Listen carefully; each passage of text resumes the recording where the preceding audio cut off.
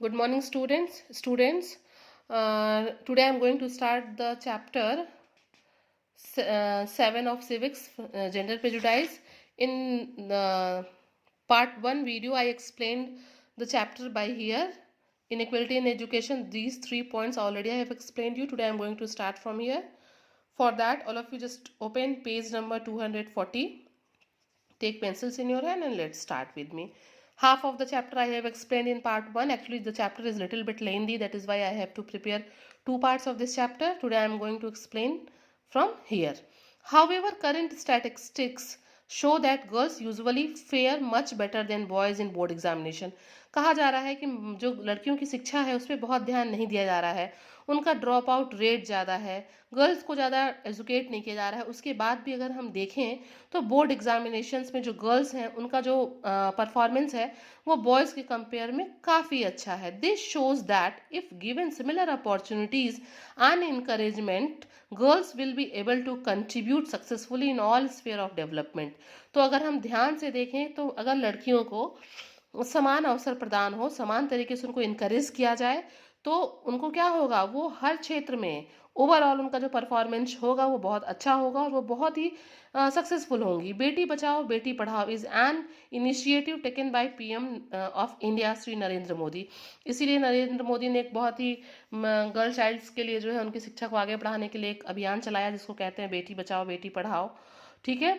और under this scheme, इस जो स्कीम के तहत क्या था, people are encourage to end female foeticide and educate their girl child. इसके तहत क्या लोगों को इस बात के लिए इनकरेज किया गया कि जो महिला भ्रूण हत्या है वो कम से कम हो, ना हो, बंद हो जाए और गर्ल्स को लोग क्या करें, एजुकेट करें. The government also helps the parents of girls financially. जो सरकार है वो क्या करती है, द गवर्नमेंट ऑल्सो हेल्प्स, जो गवर्नमेंट भी जो है लड़कियों को जो है फाइनेंशियली हेल्प कर रही है. Sarva Shiksha Abhiyan, a government of India programme ensures elementary education to the children of 6 to 14 years age group. क्या है जो सर्व शिक्षा अभियान है, इसमें जो भारत सरकार है वो क्या कर रही है, वो एलिमेंट्री एजुकेशन जो प्राथमिक शिक्षा है जो सबके लिए अनिवार्य कर रही है, 6 से 14 साल के बच्चों के लिए क्या कर रही है, अनिवार्य कर रही है. The programme has a special focus on girls education and children with special needs.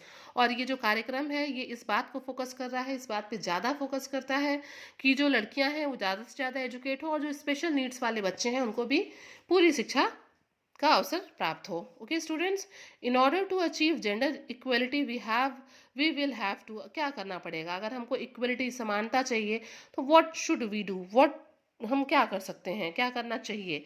Encourage men to participate fully in all attempts towards ensuring equality. जो पुरुष हैं उनको आना चाहिए कि महिलाओं को जो है एकदम बराबर का अधिकार प्राप्त हो, इंश्योर करना चाहिए कि उनका जो पार्टिसिपेशन है वो है कि नहीं है. Consider women's rights as human rights, जो महिलाओं के अधिकार हैं उसको जो है ह्यूमन राइट्स की तरह लिया जाए. Take all necessary measures to eliminate all forms of discrimination against women and the girl child. महिलाओं और लड़कियों के जो अगेंस्ट डिस्क्रिमिनेशन भेदभाव होता है उसको बिल्कुल ही समाज से ख़त्म किया जाना चाहिए. Remove all obstacles to gender inequality and the empowerment of women.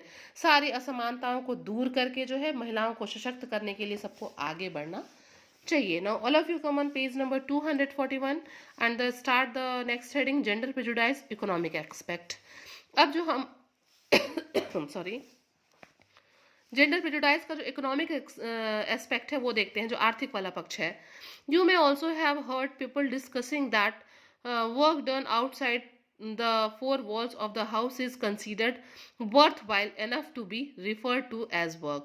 अक्सर आप लोगों ने कहते हुए सुना होगा कि घर के चार दीवारी के बाहर जो काम होता है वो क्या है, वही काम है, वही वर्थवाइल है, वही मतलब बाकी जो घर के अंदर होता है वो तो काम ही नहीं है. A large section of people believe that a house wife is non working women. ये लार्ज सेक्शन नहीं, लगभग सभी लोग इस बात को मानते हैं, हम लार्ज सेक्शन को कहेंगे ही नहीं, कि महिलाएं जो घर में काम करती हैं वो नॉन वर्किंग वुमेन है. बल्कि हम लोग खुद ही टीचर होके बच्चों से पूछते हैं कि तुम्हारी मम्मी हाउस वाइफ है, मतलब वर्किंग लेडी है कि नॉन वर्किंग लेडी है. घर में जो काम कर रहा है वो नॉन वर्किंग कैसे होगा भाई, वो तो घर में काम करता है ना.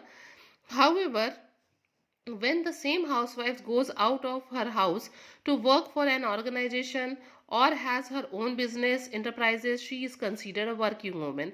घर के अंदर काम करने वाली महिला ही जब घर से बाहर किसी संगठन में, किसी इंटरप्राइजेज में, किसी संस्था में, किसी वर्क मतलब जगह काम करने जाती है, कोई बिजनेस करती है, तो हम उसी हाउसवाइफ को क्या कहते हैं?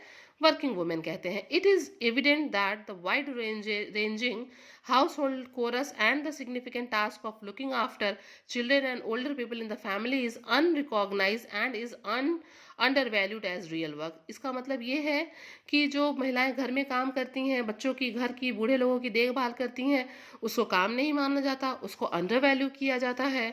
To a varying extent throughout the world and in most societies there is a gender division of labour within the family.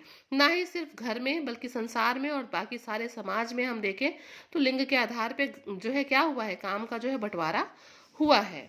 अब आइए हम लोग देखते हैं आगे, gender division of labour within the house hold.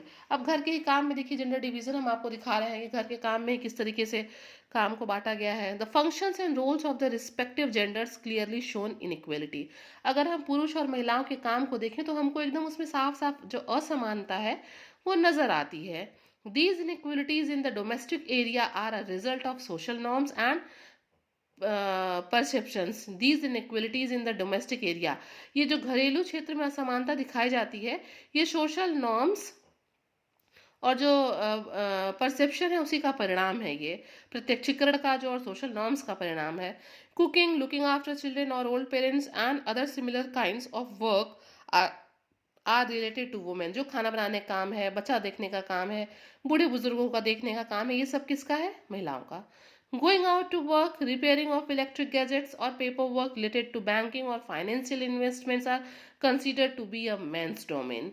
और जो बाहर जाने का काम है, खेत मतलब कागज पत्र का काम है, बैंक का काम है, इलेक्ट्रिक गैजेट्स को बनाने का काम है, इसको एक मेन डोमेन, इस पे जिसको जो है पुरुष का जो है वो वर्चस्व है इस पे. Household chores taking care of children or the aged are unrecognized and undervalued as real. मतलब क्या क्या आता है एक्चुअली, जो घर का काम है, जो बच्चों और बुजुर्गों का देखने का काम है, उसको अंडर वैल्यू किया जाता है, उसको कोई काम नहीं समझा जाता है. Girls are taught to be good housewife since their childhood. बचपन से ही लड़कियों से कहा जाता है कि अच्छे से काम करो, तुमको एक अच्छी हाउस वाइफ बनना है. They are taught that looking after the house and family members is their main duty. मतलब लड़कियों के दिमाग में बचपन से ही डाला जाता है कि यही तुम्हारा जो है मेन ड्यूटी, तुम्हारी क्या है? लोगों को देखभाल करना, घर में घर की देखभाल करना, विच दे शुड डू सेल्फलेसली. और ये काम आपको बिना किसी स्वार्थ के करना है, बिल्कुल सेल्फलेस होके करना है, क्योंकि ये आप ही का काम है.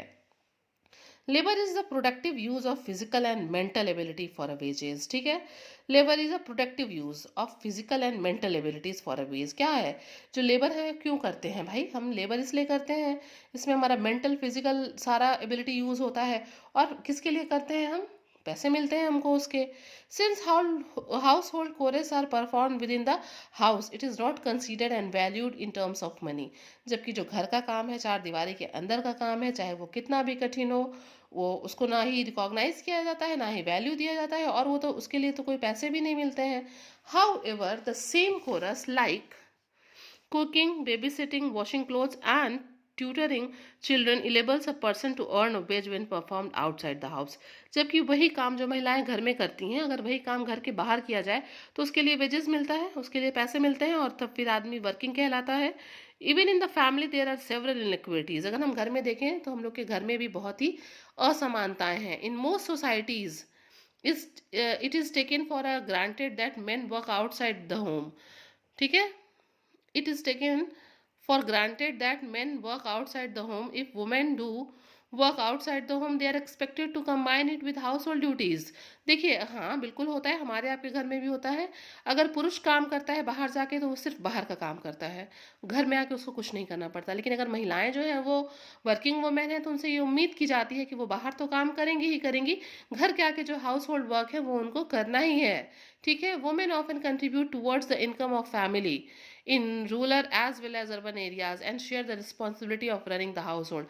महिलाएं जो हैं वो घर को चलाने में, घर के इनकम में पुरुष के बराबर कंधे से कंधा मिला के चलती हैं, लेकिन फिर भी जो उनको अधिकार है, जो उनको सम्मान है, या जो चीज़ें हैं वो बराबर की प्राप्त नहीं है, उसमें डिस्क्रिमिनेशन है, इवन चाहे वो गांव हो या घर हो. ठीक है, most men usually make more decisions and certainly the most important once with in the family. क्या होता है जो घर का बहुत मुख्य काम है, कोई इंपॉर्टेंट डिसीजंस है, उसको कौन, उस निर्णय को कौन लेता है? उस निर्णय को पुरुष लेता है परिवार में. Since men play a bigger role in earning a livelihood in most parts of the world, they have a major say in income matters. ठीक है. And the basic assets such as property, land and car are usually owned. और ठीक है भाई, वही सारे जो है डिसीजंस लेता है, जो बड़े बड़े एसेट्स हैं, गाड़ी खरीदना, प्रॉपर्टी खरीदना, इसके लिए जो है वो पुरुष ही जिम्मे डिसीजन भी लेता है और वही खरीदने भी जाता है. Thus we see that there is unequal distribution of responsibilities and labor within the family. इस तरीके से हम क्या पाते हैं? इस तरीके से हम पाते हैं कि जो अनइक्वल डिस्ट्रीब्यूशन है जिम्मेदारियों का, काम का, अपने ही परिवार में पुरुष और महिला के लिए. Gender inequality in the family is influenced by the prevailing norms, social relationships and gender relations in our daily life. इन सब चीज़ों से प्रभावित होता है. ठीक है. Now come on the next heading, unacknowledged women's labour, कि कैसे महिलाओं के जो लेबर को है उसको अनएक्नॉलेज किया जाता है. ठीक है. Both men and women play important roles in the productive work throughout the world. ठीक है. बहुत सा काम करते हैं, बहुत से प्रोडक्टिव वर्क्स को करते हैं, पुरुष और महिलाएं दोनों करती हैं. Providing for themselves and their families, अपने परिवार के लिए, अपने लिए. But women's role are often invisible. लेकिन अक्सर क्या होता है, जो महिलाओं का जो कंट्रीब्यूशन है उसको अनदेखा कर दिया जाता है. And rarely given the importance on और रिकॉग्निशन दे डिजर्व. और जितना वो डिजर्व करती हैं उतना ना ही उनको मतलब उन पे ध्यान दिया जाता है, ना ही महत्व दिया जाता है. Now turn the page and come on page number 242. In rural areas, women are responsible exclusively for the nutrition of their child from their birth till adulthood or till their sons start earning and daughters get married. महिलाएं क्या करती हैं गांव के area में? आप देखिए तो पहले महिला क्या करती है, बच्चे को जन्म देती है, फिर उसी की सारी जिम्मेदारी होती है बच्चे को पालना, पोसना, खिलाना, पिलाना, बड़ा करना. उसके बाद उसकी जिम्मेदारी कब तक नहीं खत्म होती? जब तक कि बच्चा जो है लड़का बड़ा होकर कमाने ना लगे और लड़की की शादी ना हो जाए. They contribute towards farming activities along with their husbands in addition to the household chores. वो घर का काम करने के साथ साथ जानवरों को भी देखती हैं. ठीक है. कृषि में भी हाथ बटाती हैं और उसके साथ घर का काम भी करती हैं. The condition of women in urban areas is more और लेस सिमिलर. अगर हम देखें तो शहर में भी जो महिलाओं का जो कंडीशन है वो लगभग जो है इसी तरीके का है. Education and awareness have made only a little differences. शिक्षा और जागरूकता की वजह से थोड़ा सा इनके अंदर जो है डिफरेंसेस आया है, but almost the condition is same in the rural and the urban area. ठीक है. Despite their contribution women tend to be the invisible facilitator और ऑफ डेवलपमेंट. फिर भी कंट्रीब्यूशन बराबर होता है, अधिक भी कह सकते हैं अधिक होता है, फिर भी क्या है, ये सब इनविजिबल होता है, ये दिखाई नहीं देता है. Now come on the next heading कि देयर इज अ सॉल्यूशन. अब यहाँ पे कुछ यहाँ सॉल्यूशन दिया गया है किस तरह का भेदभाव ना हो. आइए देखते हैं भाई क्या सॉल्यूशन है. The Indian constitution guarantees equal rights to men and women. हमारे संविधान में पुरुष और महिलाओं को बराबर का अधिकार प्राप्त है. These are some of the ways in which the government has tried to bring in equality. यहाँ पे कुछ यहाँ पे नियम कानून बनाए गए हैं जिससे सरकार जो है लोगों के बीच समानता को ले आना चाहती है पुरुष और महिला के बीच में. The directive principle of state policy are aimed to ensure that equal pay for men as well as women for equal works. मतलब गवर्नमेंट ने क्या किया है, संविधान में जो है पूरा एक कानून बनाया हुआ है जिसमें समान कार्य के लिए समान वेतन का अधिकार है. ठीक है. पुरुष और महिला अगर कोई समान कार्य करते हैं तो उसके लिए उनको समान वेतन दिया जाएगा.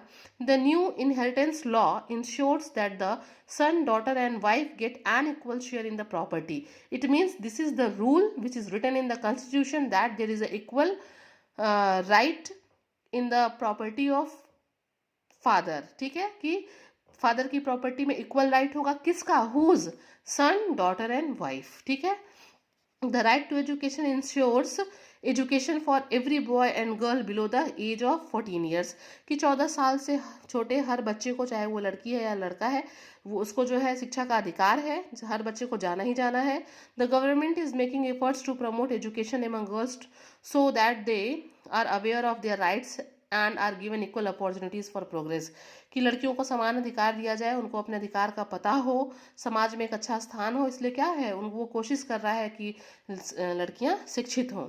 Women on their part are contributing towards the advancement of our nation by excelling in various fields such as politics, law, sports, science and technology. अगर हम देखें तो भारत में हर क्षेत्र में महिलाओं का जो कंट्रीब्यूशन है बराबर का है. इसलिए महिलाओं को बराबर अधिकार भी मिलना चाहिए, कोई उनके साथ डिस्क्रिमिनेशन नहीं होना चाहिए. डिकेड्स एगो in India they were active participants in the freedom struggle. अगर हम देखें तो दशकों पहले भारत के स्वतंत्रता संग्राम में भी महिलाओं का बराबर का कंट्रीब्यूशन रहा है। Thus it is not justified to undermine their capabilities, और ये ठीक नहीं है कि उनकी क्षमता को, उनकी कैपेबिलिटी को जो है हम क्या करें, अंडर एस्टिमेट करें। Okay students one case study is given over here. I think in this chapter only one case study is here, so you all are advised to go through the case study and learn something from this study. uh, doctor held for sex determination test. Okay, students, once part 1 and part 2 you all just see together. Okay, it will be nice for you. Till then you all just stay your home and stay safe. Thank you.